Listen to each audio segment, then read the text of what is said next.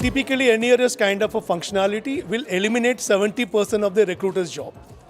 The reason being, the first and foremost, when you get a resume for any sort of a skill or any sort of a role, you keep wondering whether have I got a real resume or not.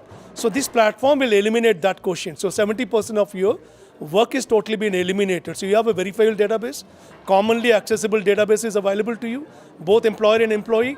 Therefore, the effort in terms of actually identifying the right skills and putting them up for further scrutiny is absolutely taken and done with ease. That's what I personally feel.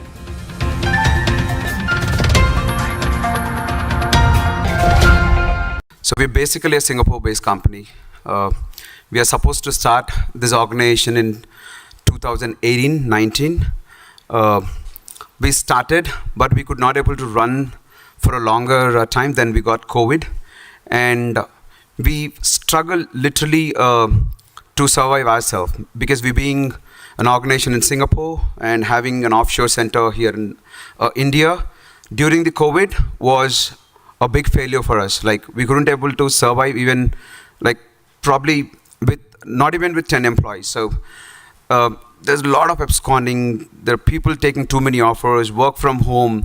There was no honesty, like even the delivery was not happening really, and a lot of escalations from the customer. And later we thought, okay, we will actually take a pause. Let's actually deliver the work from Singapore, and we again pushed all the projects to Singapore. Then once COVID got settled, we started this journey. Then we still see a bigger problem, and the problem magnified to an extent. I've seen people taking 4-5 offers, putting 4-5 laptops in front of them and working from home. And whenever we are giving an offer, they take the offer. In 2 days, we get a call saying that I have another offer.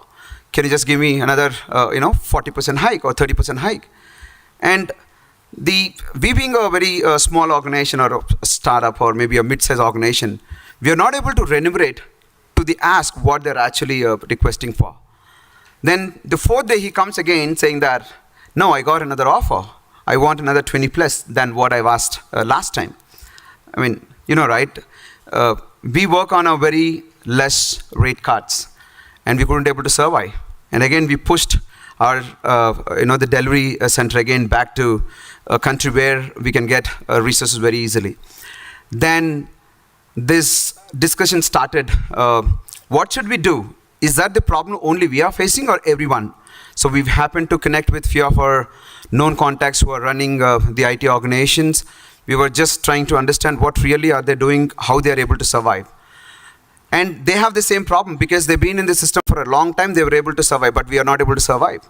So a couple of observations that we did is there is a change in the behavior of the employee because of work from home or because of the there is too much of demand because every organization was requesting people to work from home. The demand increased, and the seniors who are in the system, they know the tactic of taking 2-3 jobs, right? So that is one observation that we understood. The second one was people, while they take the project, while they're working, they hardly deliver anything. They literally deliver anything. They a task which takes 2 hours, 3 hours, it takes 2 days, 3 days. So not just that, there are people who are facing problem even to get the laptop from the person who left the organization. So there is a different team they are engaging to get so many problems, the list of problems they came up with. And then we thought, I think we should do something. We should do something that could actually avoid these instances. And that is when Ian Verma started thinking, what should we do? We should start connecting with expertise, understand how we can solve the problem. We started building a platform. We started building like an application, could be a Uber or a Ola. Then we thought, let's stop it. Let's not be like an application or a product. Let's be a system where we will insist from top to bottom order. We have to insist this problem right from the ministry to the organizations like NASSCOM. We should inform these instances to CSI, probably the state level IT associations like HIC, TITA. So that's how we thought we should do it.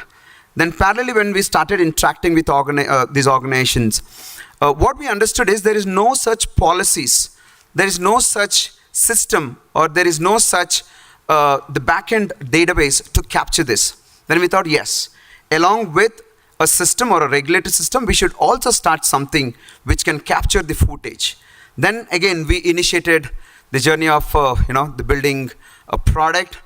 We built this product on blockchain so that there is a transparency during the entire transaction. Then we've started speaking what should a policy should be, what should a regulatory system should be, what component a regulatory system should have. And that's how we started building this. And we initially wanted to just launch a product and get the product, give license to everyone and they use it, and that really doesn't work. The way we wanted to do it is, we wanted to get this probably an insist, probably an enforcement, right from the organizations like HIC, TITA, NASCOM, or the IT organizations like CSI, and get that to the organization, get that to the HR and the recruiter level, and see the value of such kind of a products, and then get the adoption. And that's how we build this product, and we wanted to make this product free for everyone, just to make sure they get value out of it, just to make sure the faster we get out of that situation, the better we grow as an organization. If not, there are a lot of risk. There is absolutely risk to the entire IT ecosystem. And that's how we started our journey of building a product. Then we thought, okay, it should not be a product, then it has to be a regulated system. And we actually formulated a couple of things. Then we thought, okay, we cannot go and directly insist this regulatory system. There has to be a body that we should associate with, or we have to collaborate with. And we started speaking with the IT associations, and there is a good response from them. And the suggestion from everyone was, come from a top-down approach, and that's when it actually can penetrate. And I'm sure everyone must be having these problems related to absconding, moonlighting, be it taking too many offers and counter offers, people asking a person with 4 lakh salary or a 5 lakh salary, jumping into like a 16, 17. I'm sure everyone must be having this problem in your organization. So the overall the event takes you through a couple of maybe the instances. We have a panel discussion talking about the real challenges that are happening in the operations, the recruitment and the recruitment, HR and the operations, and what as an organizations like us, or maybe how we should actually take it forward to get this regulated system.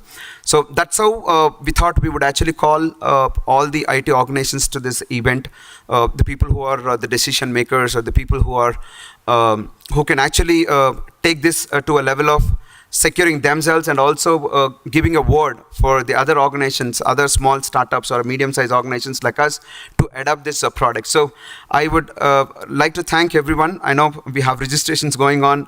We told that it starts at 10:30, so there is still registration going on. I think we have half the crowd. We would start another like 4 or 5 minutes.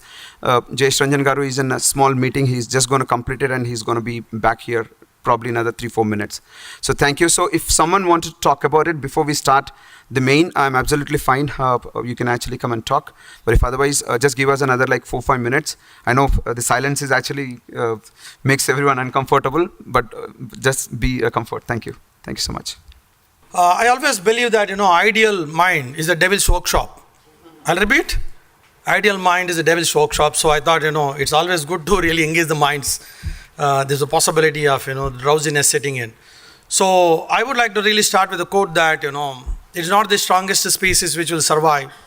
It's not the most intelligent which will survive. It's the one which keeps adapting to the change will survive. So it's time for all of us really to adapt to the change. Otherwise, the obsolescence of knowledge is so much, the knowledge which we possess today becomes obsolete by tomorrow. So unless I upgrade and upskill myself on a regular basis, there's all possibility I'll become outdated. So with this, probably I would really invite all of you for this kind of a great session here. And I'm sure really it is going to really open new vistas, new paradigms for us to go back and become more efficient and effective in the jobs which we do. I was reading another quote which says about see the invisible, feel the intangible, achieve the impossible, I really wonder. I mean, what is seeing invisible? What is visible we don't get to see these days. And the quotation says that see the invisible. And it caught my attention and fascination. How is that, I can anticipate future. Yeah? Anticipating the future, thinking ahead of times, beyond the horizons. Therefore, I can design, develop and deliver products which are user-friendly, which are human-friendly. And the other one is feeling the intangible. Maybe this is tangible, I can touch. But intangible, I can't touch. I can only feel. So how is that, I can feel the impact I'm going to leave on the end user. Whatever the product or whatever the service I'm developing or designing, what is the kind of impact it's going to leave on the end user? If I can really feel for that, probably then I'll go back and work on the design and model, develop a model which would really have a great impact on the human race. And coming to the last one, achieve the impossible. What is possible is tough these days, VUCA world. And with so much competition in place, the very quotation, wakes me up in the bed in the morning. Why is that we get up in the morning? Not to have breakfast, you see, and not to do the regular chores of work. I think we need to really go out and make a difference. So achieving the impossible is certainly, possible with humans. It's just that in the mind, kind of, experience seated in the flow. If you really sum total that, it would run into thousands of years of experience seated in this flow.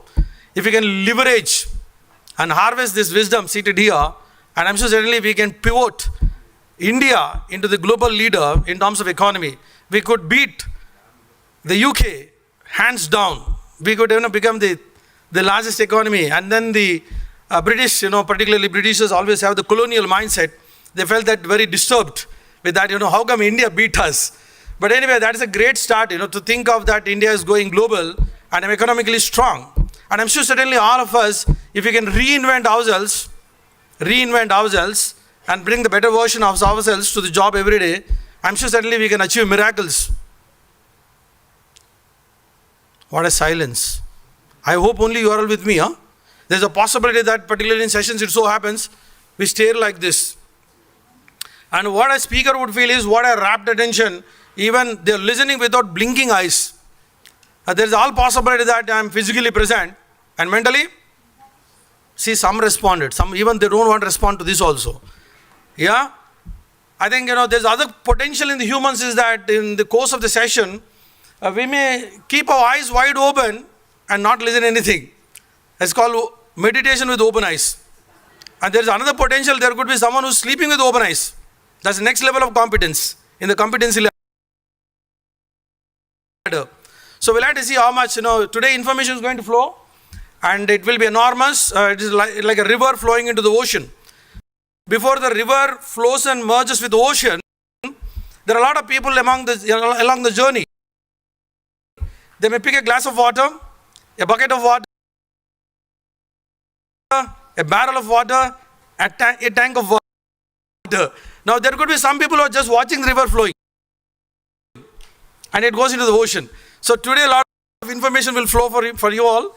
You'll have to see how much you want to take with you by being physically and mentally present here, so that you can really maximize the learnings and you can really go back and do a good job. So wonderful.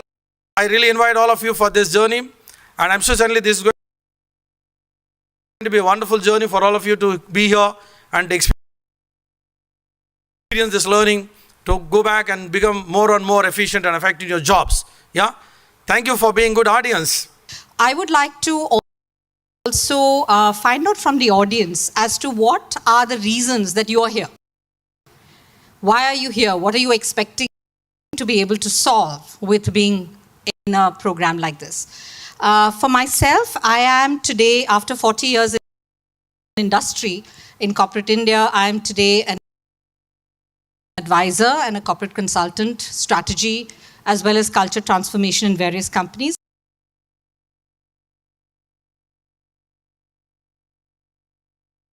And I'm on the boards of different organizations, especially academia, like for instance on the academic advisory board of HCU and things. Where I've seen the problem is it's all pervasive, right? It comes right across the industry, whether it is from talent acquisition experts like we have right here, or it is from the employees themselves. We find that business is at a crunch today. You have rate cards which are not moving. right? You're fixed with certain rate cards. They've been there before the pandemic. During the pandemic, people have been working from home. And since they've been working from home, they believe that they can take on 2 or 3 jobs because their 24 hours, you see, is not filled. So they might as well work with 2, 3 other companies. When they're doing that, they're also increasing the salaries that they're quoting.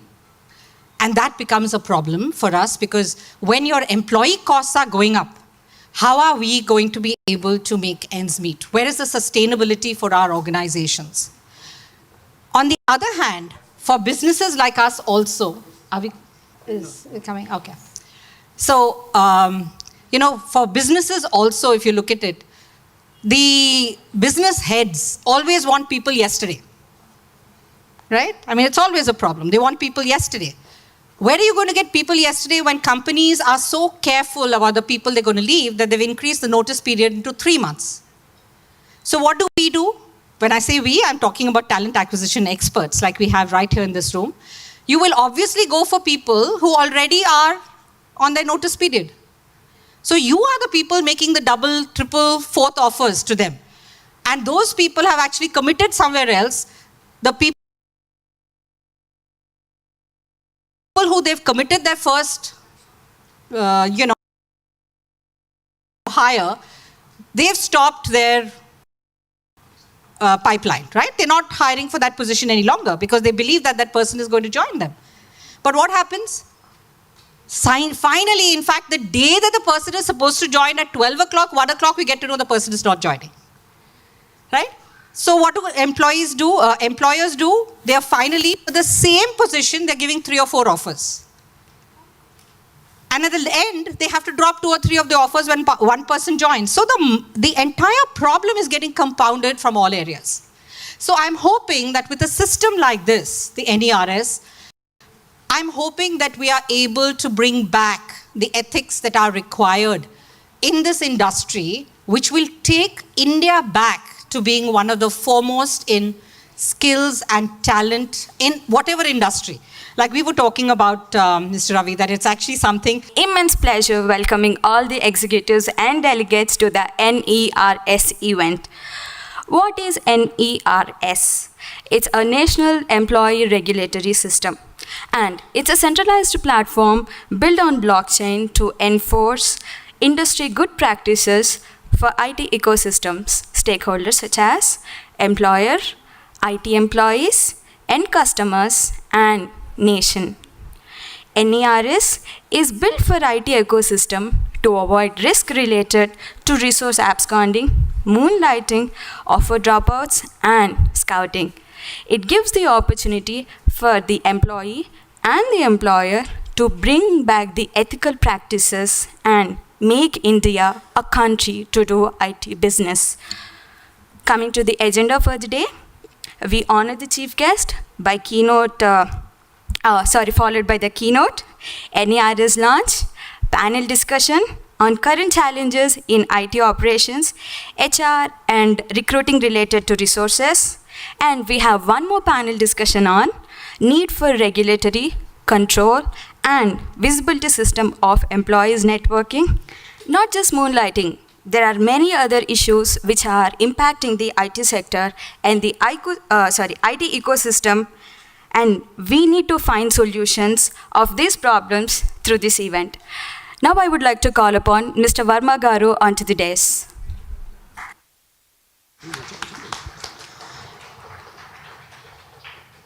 Varma Garu is an experienced technology consultant and entrepreneur with 18 years of industry and consulting experience. He is currently the founder of CEO of Roboxer Technologies Private Limited, a company he founded in November 2017. Prior to founding Roboxer Technologies Private Limited, he was the co-founder and CEO of Meteorite Informatics Private Limited from December 2007 to October 2017.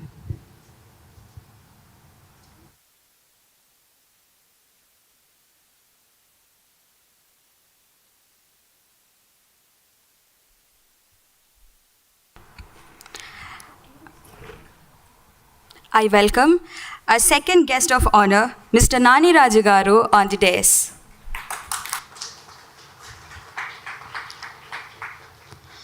Naniraj Garu, as a senior manager at CES, also a head HR and recruitment staffing, SP Software Limited, and entrepreneurial by nature and able to see a bigger picture, utilizes skills from an extensive background in well-known blue-chip corporate consortium within general management, HR and recruitment, operations innovation, and change management.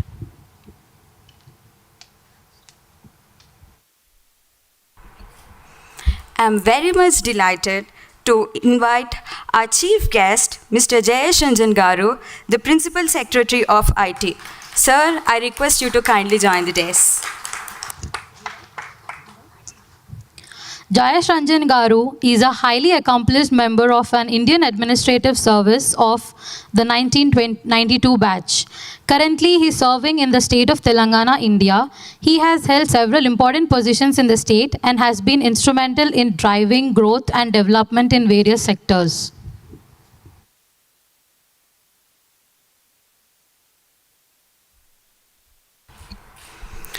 I would like to call upon Mr. Varma Garu for few words to address this gathering. Welcome, sir.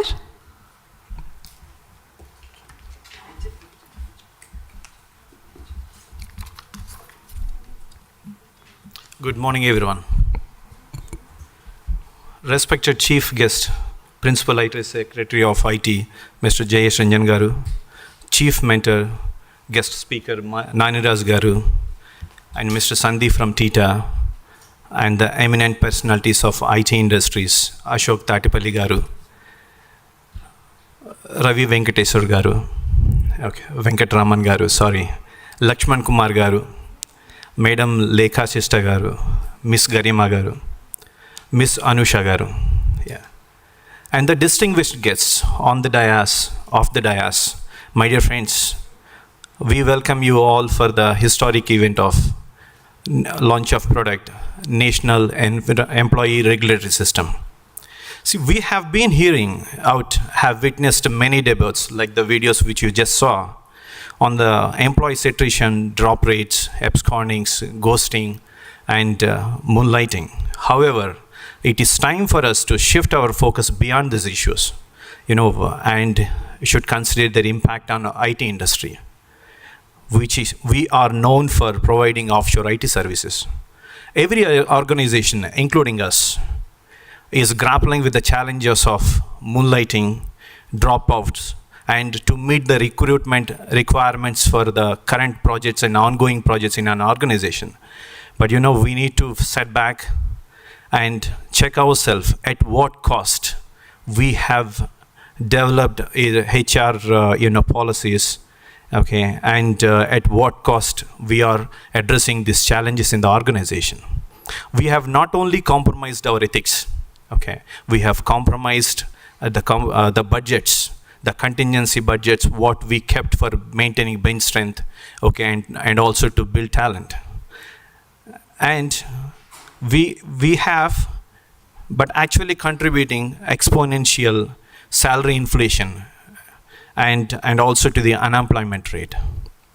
To cut the costs and realign priorities, IT companies have started downsizing jobs, with Accenture announcing 19,000 jobs, and Salesforce announcing 8,000 jobs, and IBM has announced 3,900 jobs, and Kyndryl cutting an undisclosed number of roles. IT companies are supposed to focus on upskilling and reskilling their existing workforce. They will improve only the capabilities of the workforce, but also it helps organizations to retain the talent. However, this is only possible when salary inflation is under control.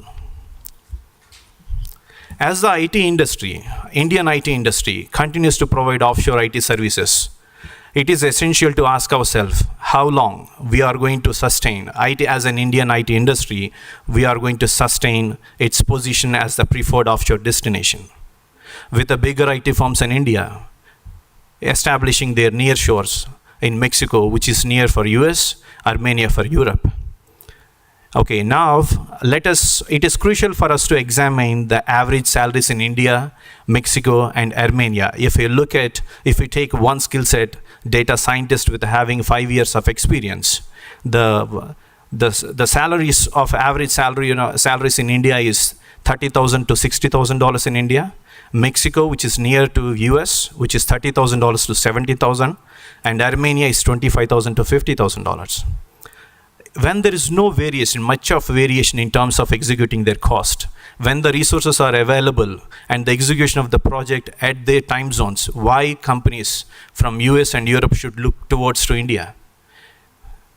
Let's not forget that India has already lost ITS, call centers and BPOs to the business, to the competitive countries. Now the question is, can Indian IT industry take the control of these challenges and maintain its position as a preferred offshore destination? So where that brings up this regulatory system. So we strongly believe national employee regulatory system will address these challenges. This is a regulatory system to control salary inflation, with provide an opportunity to build sustainable teams and ensuring career, financial, and social stability for the employees. We strongly believe that NERS should become an industry practice, not just another application, to retain our footprint in the global IT industries. With this, I urge every IT organization take a responsibility and join us to address the challenges together and to build the ethical work culture. Thank you. Thanks for the time. Yeah.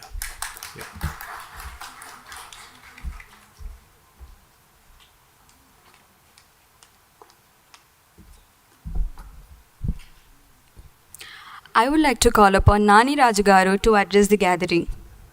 Welcome, sir. Thank you. Firstly, I congratulate Verma and his entire crew or the team who are directly or indirectly part of building this product. So this is need of the hour. And Honorable Chief Guest, Sri Jayesh Ranjanji, Verma, and distinguished guests. So we have seen these HR problems for many years now, nothing new. The, what you call talent acquisition or attrition, or you call engagement of employees, ethics, integrity. These are all part of companies and HR policies for years. But sudden change, probably post-COVID, is bringing about a lot of discussion in various forums within companies. Then why are we facing this kind of a problem? As we just saw the presentation, so Rashad was right, India is moving towards not being a low IT or low cost IT destination. It's moving very fast towards the higher cost. We already lost, if you look at 10 years back, what are we in BPO? What are we in call centers? Today, we seldom see any organizations into BPO or call centers because we have crossed the threshold of the cost saving for various countries. So in next 10 years, there is again a possibility that Indian IT industry will be as expensive as US or UK or Canada. So then we are in trouble. So if you look at what Lekhaji said, the crux of the problem is not people. I personally believe that the problem started with companies. So we have to question ourselves, are we hiring or are we buying? So when companies started buying people, then employees stopped negotiating and now they're auctioning.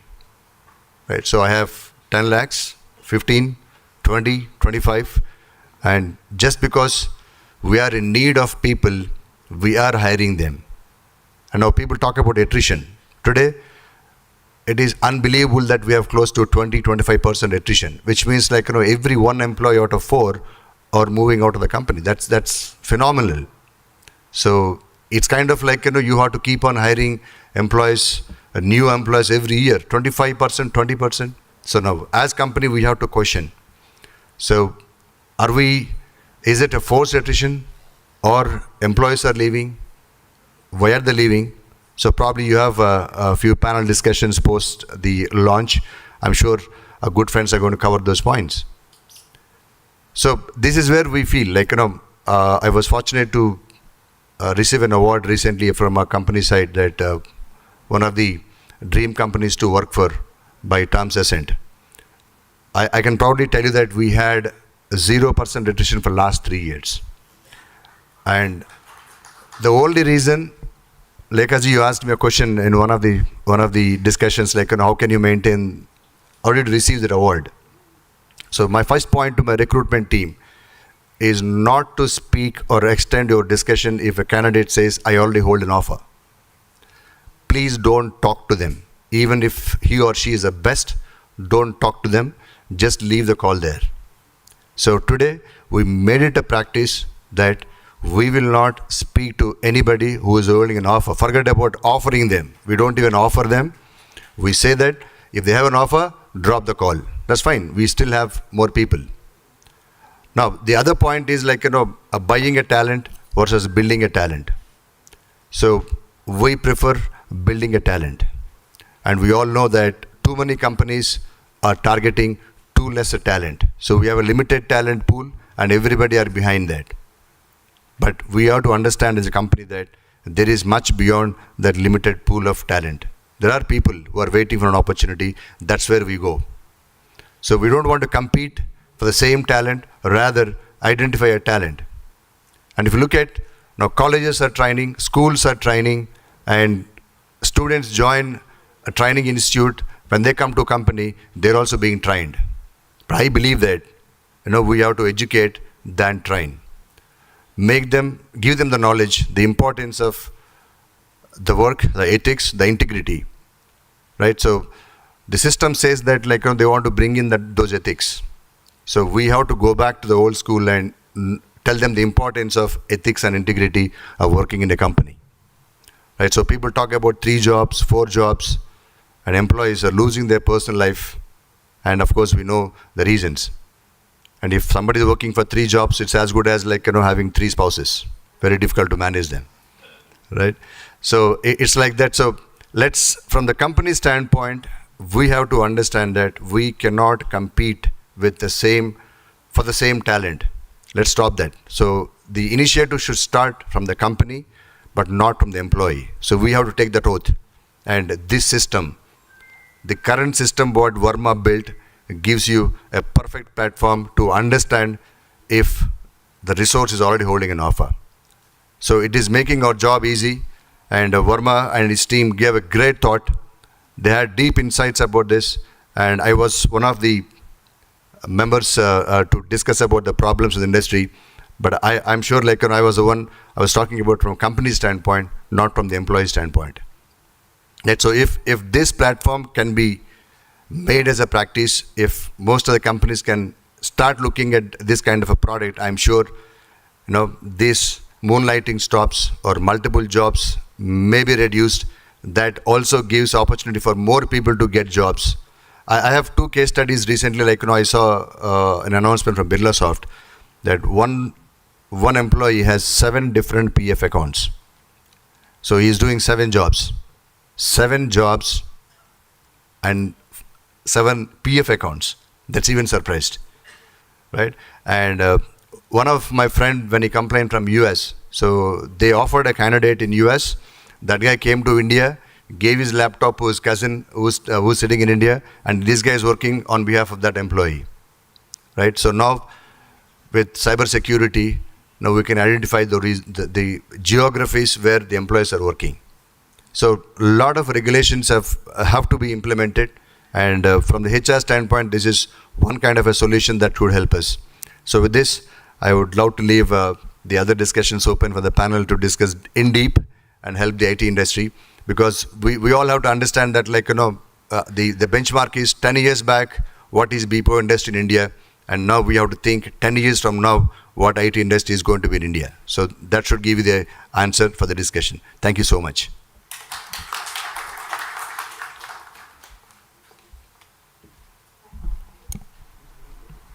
I would like to invite Jayesh Ranjan Garu to address the gathering. Welcome, sir.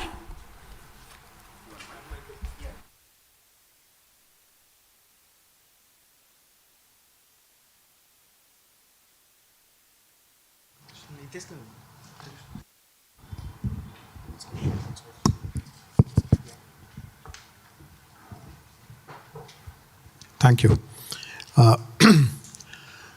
Very good morning, all the attendees, guests,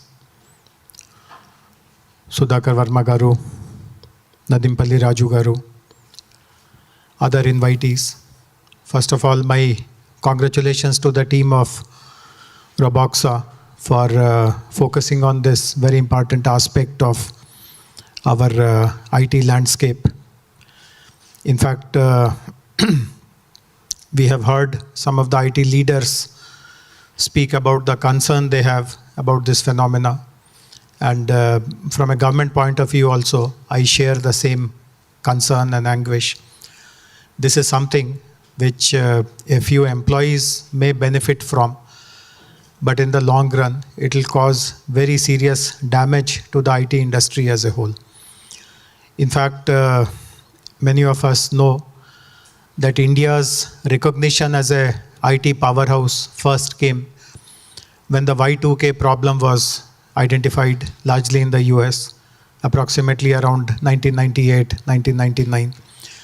At that time, there was a concern that when the calendar moves from 1999 to 2000, the programming will not be seamless, and therefore many critical systems will fail. And at that point in time, many of our homegrown Indian companies, they kind of saw this as an opportunity. They created solutions, they deployed those solutions, and thereafter, the reputation of India as a powerhouse for technology where solutions can be created, deployed so easily at an affordable cost, that became true. Post-COVID, I have spoken about it on other forums also. We see a similar Y2K opportunity because the pace of digitalization is mounting like anything. Earlier, it used to be believed that only Fortune 500 companies, level companies will focus on technology, will focus on digitalization. But we are now seeing that even a small company, a mid-scale company also, if they don't digitalize, they will just fall by the wayside. They will perish. And much of that digitalization opportunity can potentially come to India. But if our reputation is spoiled by these kind of practices, by behaving unethically, as many of the speakers in that AV pointed out, that will be not just a huge reputation loss, it will create a serious impact on getting new projects, getting new companies come to India, set up their capability centers here. It will have a very serious repercussion on everything. So let us also, and particularly for Hyderabad, I can mention this. In fact, some of you will know this, that in the last financial year, in the entire country, 450,000 new IT jobs were created, of which 1/3, approximately 150,000, were created by Hyderabad alone. Even now, I will not be exaggerating if I say this, that no single week passes that we don't receive interest from some new company, largely European companies, American companies, who want to set up their technology centers here, or people who are already here, they want to expand further, they want to do more from here. So these are great times for Hyderabad. And one of the reasons why so much of interest in Hyderabad has come is because of the stellar reputation of our IT sector employees. In fact, dozens and dozens and dozens of global CEOs have told me that they appreciate the employees of Hyderabad. Many of them have centers elsewhere also, elsewhere in the country, elsewhere in the world. And they compare the contribution that the Hyderabad team is making as compared to other locations. And they always tell that they have noticed that the Hyderabad team is more hardworking, they're more disciplined. There is a very strong commitment to deliverables. They're sensitive about timelines. In fact, as you know, many times it has happened in the past that whenever there is some challenge or problem elsewhere, that work has been handed over to Hyderabad. And global CEOs have appreciated it, that when additional work has been given to Hyderabad, the team has actually taken it as a challenge, as a responsibility. They have worked extra hard to deliver everything which is expected of them. Normally the tendency is that if some additional work is given, there's a feeling that why has it come to me? There is a pushback. But what the global CEOs appreciate is that there is no such thing. People actually like to do work, challenging work. They get recognized. And That is the reputation which has been built over years, particularly in the last 9 years, ever since the new state of Telangana has been formed. And we do not want anything to happen which pulls down that reputation. It's not easy to build that reputation, but one small act of irresponsibility can pull it down.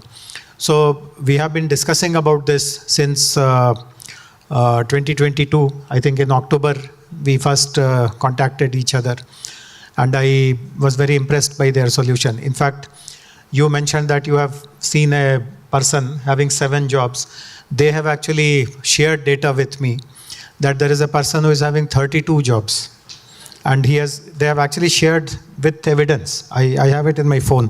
I was trying to pull it out, but difficult to pull it out immediately. But they found such extreme kind of examples also, that people have misused the liberty and particularly the anonymity which was given during the pandemic time through this transition to work from home. It has been misused enormously. Fortunately, I kind of found out from them that this particular case that they pointed out was not from Hyderabad. So that's a good thing. But yeah. But otherwise also, it is, as others pointed out, there is conflict of interest. It is unethical. And obviously sometimes it also can lead to criminality, because you are working with a particular software, a particular application, you have mastered it, and then if you offer it to someone else, then it could be a breach of IP and proprietary software, etc. also. So let us not encourage it. So while we all agree in principle that it is something which we should curb, we should clamp down upon, but how to do it is a very big question. And I'm very happy that now a formal solution called NERS has been developed. And again, I'm very happy that a large part of the Roboxers team which has developed that solution is located in Hyderabad. I just learned from Sudhakar Garu that 115 people are working on this product from their Hyderabad office. This is a company originally in Singapore. So they have a team in Singapore also, and he was just telling me that they are expanding worldwide now to Malaysia, to Mexico, and other places. So of course, good luck to them. But the satisfying thing is that the core product development is happening out of Hyderabad. So feel very happy about it. I'll also pick one more point, which Raju Garu mentioned, which also is a very important point. So we also need to do a deep dive on why this phenomena happens. So of course, at a very basic level, you are right when you are saying that what kind of values are inculcated during your child rearing days and as a part of being in a family. But we also need to explore how are the employees getting treatment in their companies. And I don't know whether there are HR people in the audience or not, but whenever I go to an IT company and informally talk to employees, what I find is that one person or one wing in the company which they dread the most is the HR wing. If they see some HR manager or HR GM or someone around, the kind of fear you see on their faces is to be seen to be believed. So how has that happened? I mean, why is it that HR should be feared rather than you feel friendly and you feel amicable towards them? So we also need to look at organizational culture. In fact, I remember in one IT association meeting when I said the same thing, a very senior IT leader actually took the mic after me and told that we don't run our offices to entertain our employees. We run our offices because there is a job to do, there are some deliverables. So I'm not saying that you convert your office into a cinema theater and run 3 shows and all that. But no, you can do that. Many companies have offices where lots of recreation is allowed and so on and so forth, which is a great thing. But at the same time, some basic concern about what they are doing. And we have seen this. In fact, during the pandemic years and during this lockdown and other challenges, we have seen how hundreds and thousands of IT sector employees have volunteered to help the needy people. No one asked them to do so. Their CEO could have easily signed some check and handed it over, and their responsibility to contribute to COVID relief would have just got over. But hundreds of employees, thousands of employees. In fact, many of you will remember that there was a stage when the migrant workers were literally walking back to their homes because there was no other alternative. And I have seen through my own eyes that whenever they are walking through, they are passing by, large number of employees have stood there, they have given them food, they have given them footwear, they have given them clothing, they have given them money, and no one asked them to do. I don't think these things even are recorded in the official CSR contribution which was made. But they have done it. So, which means also that a majority of the employees have that innate goodness in them. And how do you build upon them? How do you respect them? How do you value them? That is also very important. So let us ensure that while we use technologies, we use products like NERS to be strong on these kind of misuses which are happening. But let us also create a new culture in which employees are respected, they are treated as human beings, and we then establish a great IT landscape, which Hyderabad has been having. It's not to say that this is something which we have to do afresh. Hyderabad has been having that. That is the reputation. And I hear this, as I said, again and again from hundreds of global CEOs and even India leaders, etc. So let us work towards it. The government will be very supportive of any such initiative which any of the IT company or IT associations take. And I do hope that while we have introduced a product which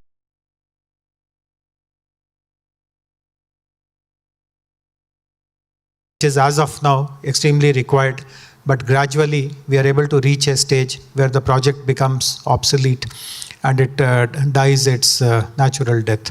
But nevertheless, congratulations to the entire team of Roboxa, to Sudhakar Verma Garu and all his colleagues for this initiative. Thank you very much. I'll now invite Dr. Sriveni to moderate the panel discussion on the topic IT organization challenges related to resources. I welcome you, ma'am, onto the dais. Thank you so much. A very good afternoon. We are past 12. To the eminent dignitaries, the distinguished guests, ladies and gentlemen. The topic today for our panel discussion is IT organizations and its challenges with respect to the resources. So may I invite Garima Pandey. Please, welcome Garima to the Pandey dais. has an extensive career in human resources spanning over 19 years. She is currently the founder and CEO of Unique, a company based in Hyderabad, Telangana, India that provides customized leadership development solutions. Welcome once again, Garima. Yeah. So may I invite the next guest, Anusha G. Welcome to the dais.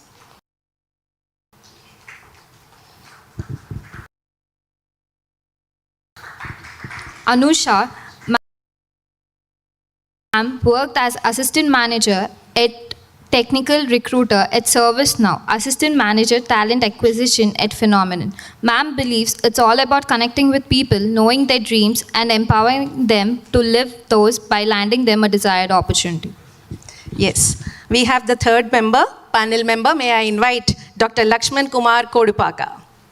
Welcome to the dais. Dr. Lakshman Kumar is an experienced executive in the field of human resources, currently serving as executive human resources at Pointsoft Private Limited. He also holds the position of director talent acquisition at Innova Solutions. Welcome all of you to this panel discussion. So it is an observation that we spend 20 to 22 hours on a resource for a commitment, and yet the deliverables are not we are not able to deliver the project timelines. And the discussion which we are going to have from the employer perspective and also the employee's point of view, and finally the reason why we are not able to deliver the project timelines in time to the end customer, and the overall impact on our nation, why we are losing out onto the competent countries, our offshore countries. So let's go ahead with this. And my first question to you, Dr.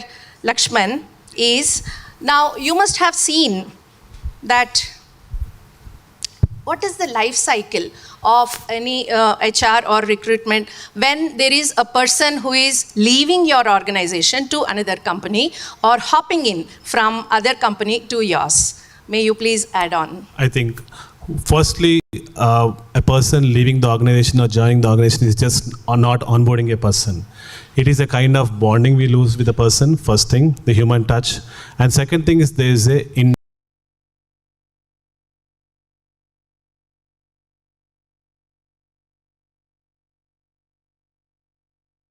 direct productivity that will impact, because we already have built a credibility with the customer and there is an impact on the project.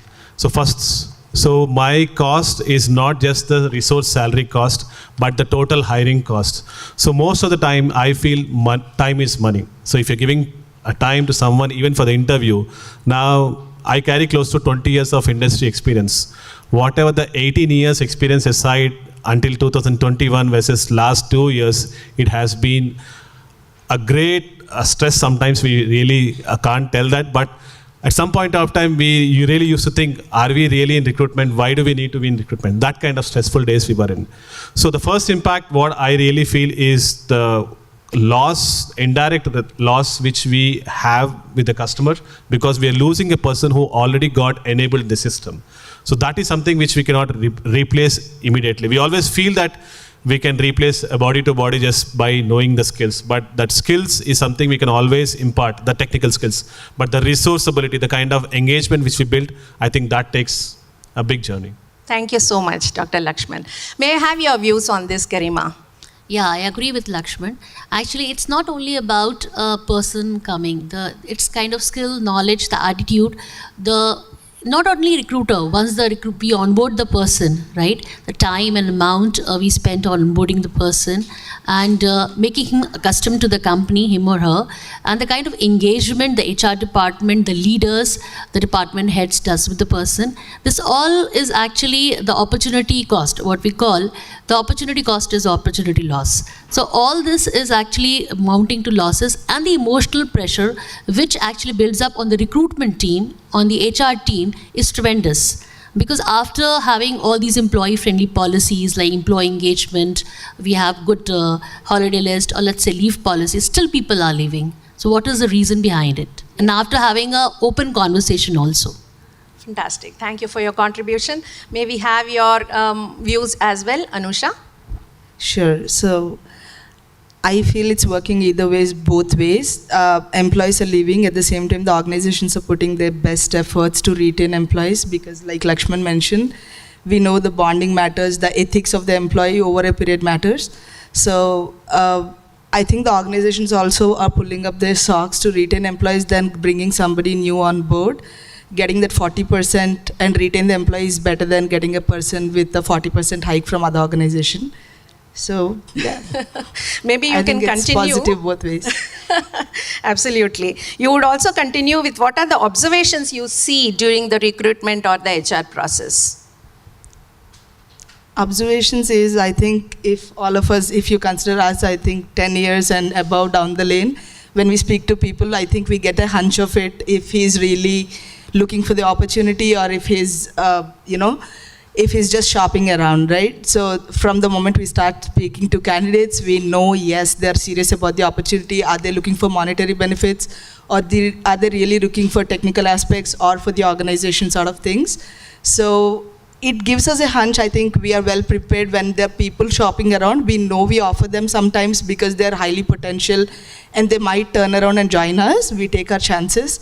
But then we also have a backup ready so that we are ready for the last minute surprises. Yeah. So, that's about it. I think these days we have turned out to be smart too, that we have our backup plans ready. Fantastic, yeah. So expanding on that, Dr. Lakshman, what if somebody upfront says, I have other offers? How would you want to respond? I think most of the recruiters these days are under the pressure to close the positions rather than understanding the sensitivity of the business, because we are just moving the problem from today to tomorrow. I think this we anticipated last year, because I saw a 3 years, 4 years guy going from 5 lakhs to 30 to 35 lakhs, and there was no assurance that he will join us. And after all the effort, he didn't join. I'm just opening a gender discrimination statement also. So what is happening is, in that 32 lakhs, I would have hired 5 people if I look at only the resource cost. So what is happening is it will hit your bottom line, and most importantly is when you're getting that kind of person in the system, it will impact your existing workforce. So today, if you look at, I'm sure most of the companies have got their hike letters in the last 1-2 weeks. This year, most of the companies are giving single digit. So how do you expect the existing employees will be happy? Because the kind of loaded cost which we carried overall the last year definitely will have impact, because we are very tight on the margins. The customer is not going to increase anything. It is your affordability whether I can afford or not. So the big fish will come and eat the small fish. The small fish, end of the day, is the low level employees. Thank you, very well informed. So continuing on the same line, what if an employee doesn't turn up, doesn't join, or is absconding? How would you respond to that? Yeah, actually that is very challenging, I would say, that because I have faced situations when employee is answering to us on 19th of the evening that he's joining tomorrow, and 20th no show, right? And we all are sitting to welcome to employees, HR department, and leaders are waiting. And it's very depressing situation, because that employee, whatever he demanded, because as per the market, we had 2-3 offers, and since we are also HR